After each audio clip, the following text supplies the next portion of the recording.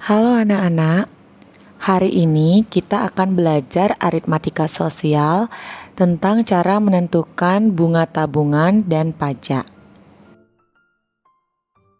Pertama-tama, mari kita bahas tentang pajak anak-anak. Nah, kalau kita biasanya berbelanja ke supermarket atau makan di restoran cepat saji, pasti kita akan mendapatkan struk pembayaran kan?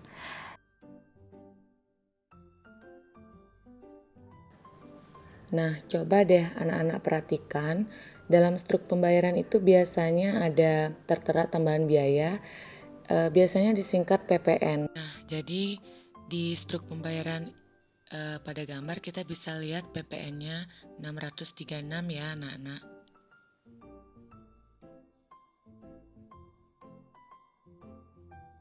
Baik, di sini Ibu akan menjelaskan apa sih pengertian dari pajak.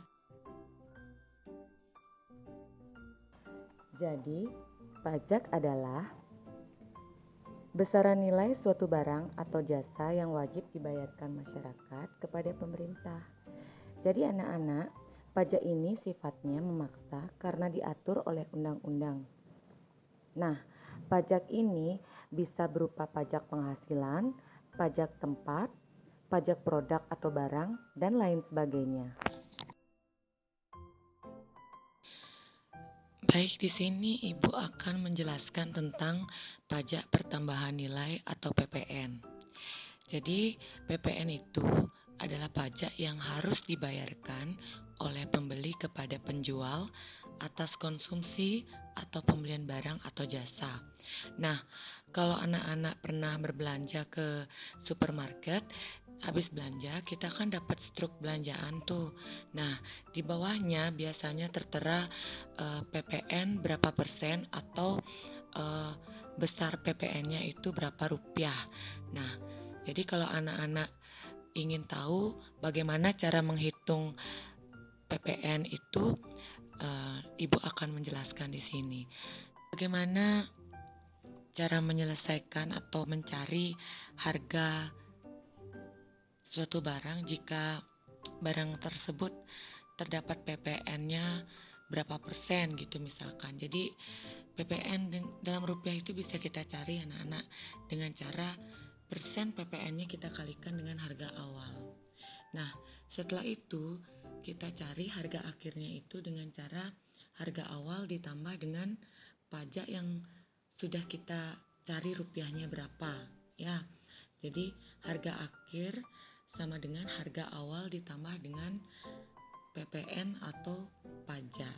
Nah, anak-anak pada video kedua di situ Ibu membahas tentang diskon. Nah, diskon itu adalah potongan harga, sedangkan pajak adalah penambahan harga. Nah, kita bisa lihat perbedaannya dari kata-katanya saja bahwa diskon itu adalah potongan, sedangkan dalam kalau pajak adalah penambahan harga ya.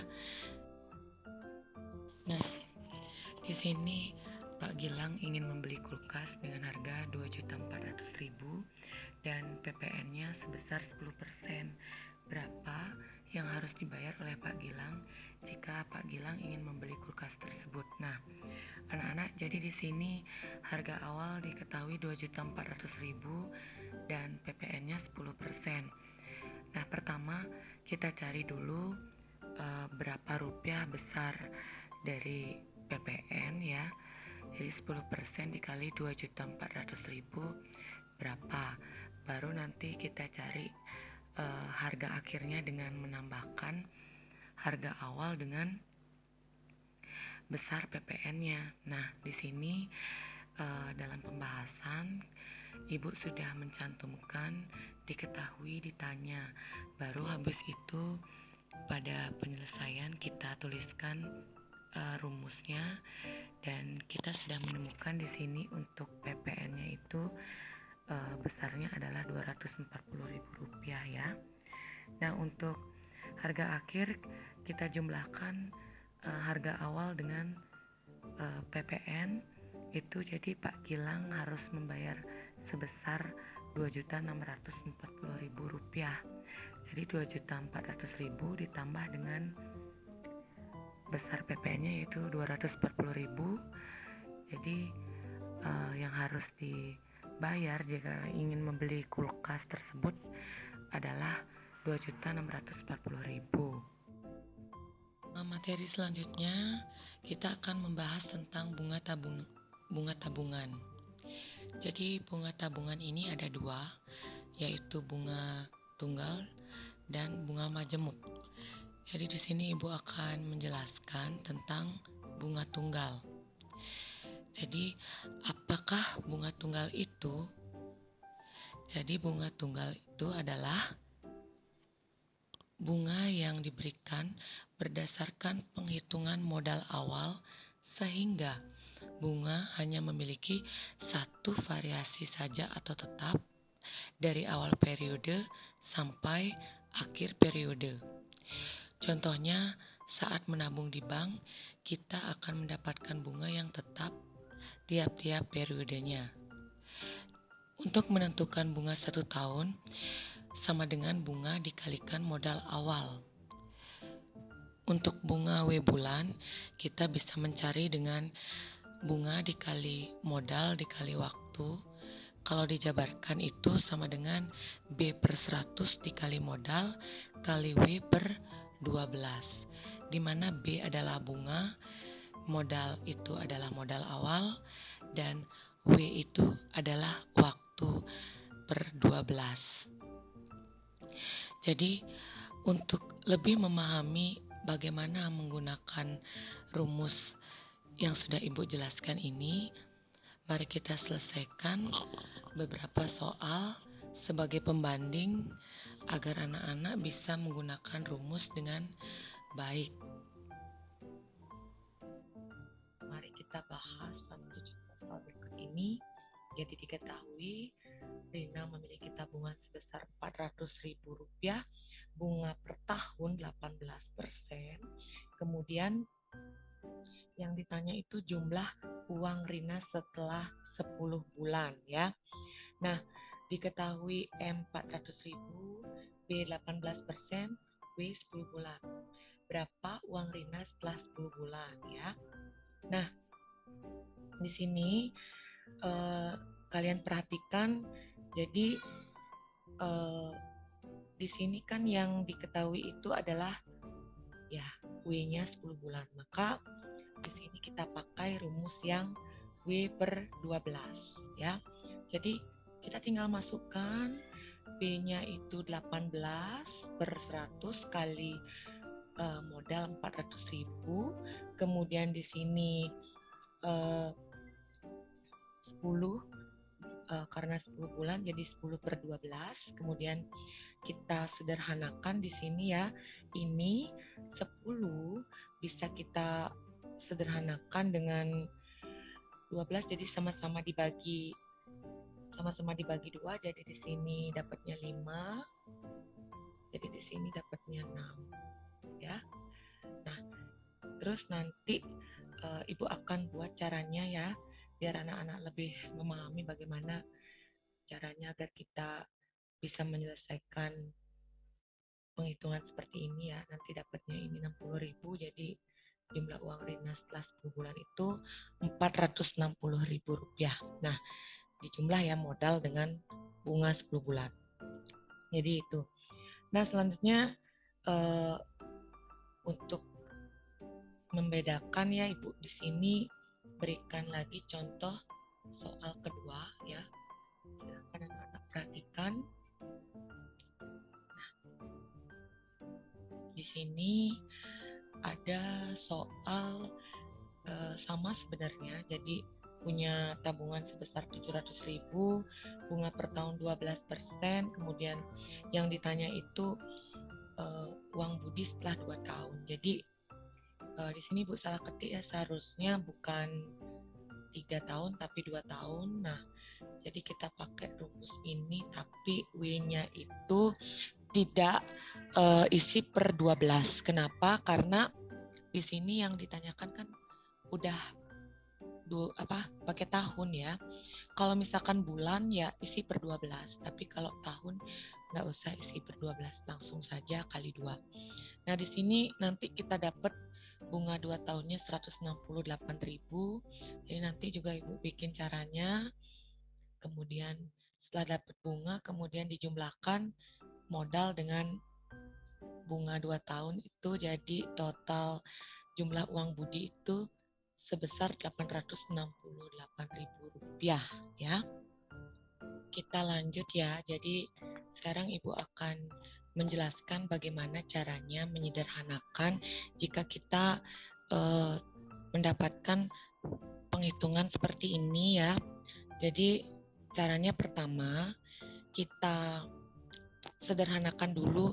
Jadi bebas sebenarnya anak-anak mau coret ini dulu, nolnya ya bisa. Nah, itu kemudian setelah itu kita cari lagi yang bisa disederhanakan, misalkan 10 sama 12 kan kita bisa bagi sama-sama dibagi 2, jadi nanti hasilnya itu 10 bagi 2 kan 5 ya. Kemudian di sini 6. Nah, ini per. Kemudian berarti di sini ada 18, kemudian 4.000 dan 5/6. Nah, kalian perhatikan di sini untuk 18 kan bisa dibagi dengan 6 ya. Jadi kita bisa coret juga 18-nya dengan 6-nya. Jadi 18 dibagi 6 kan 3 ya. Nah, jadi di sini sudah habis yang di bawah, jadi tinggal 3 dikali ya 4.000 dikali 4.000, jadi maaf di sini tidak begitu bagus karena agak susah menggunakan mus ya. Dikali 4.000 kemudian dikali 5 ya. Di sini masih ada 5. Nah, sekarang kita tinggal kalikan, jadi nolnya kita biarkan dulu. 3 kali 4 12, 12 kali 5 berapa? Iya betul, 60. Nah, di sini kan masih ada 0 lagi 3 ya, kita tambahkan. Ya, berapa? Nah, bunganya 10 bulan.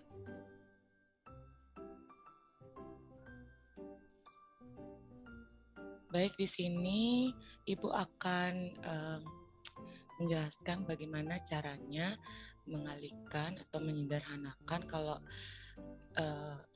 kita menemukan penghitungan seperti ini. Jadi hampir sama seperti yang tadi, kita sederhanakan dulu. Yang bisa dicoret kita coret seperti ini 0 dengan di sini ya. Kemudian karena sudah habis yang di bawahnya udah nggak ada lagi, kita tinggal mengalihkan saja ya. Mengalihkan sama dengan 12 ya dikali 7.000 dikali. Nah, sekarang kita kalikan ini 12 dikali 2 kan 24. 24 kali 7 24 kali 7. Nah, jadi nolnya kita simpan dulu ya. Nah, berapa 24 kali 7? Kita kalikan susun ya. Yes. Jadi sekalian Bu menjelaskan bagaimana cara mengalihkan susun ya. 4 kali 7 di sini 28, kita simpan 2-nya. Kemudian 2 kali 7 14 ya. 2 kali 7 14 ditambah 2, jadi di sini ya 16. Berarti dapat 168. Kemudian kita tulis di sini hasilnya 168. Kita tinggal tambahkan nolnya. Nah, jadi dapat bunga 2 tahun itu sebesar 168.000. Nah, seperti itu ya anak-anak kurang lebihnya. Kalau misalkan ada kesalahan dan tulisannya seperti ini karena Ibu masih menggunakan mus, jadi mohon maaf. Jadi itu dulu dari Ibu. Sampai ketemu pada materi selanjutnya. Selamat belajar anak-anak.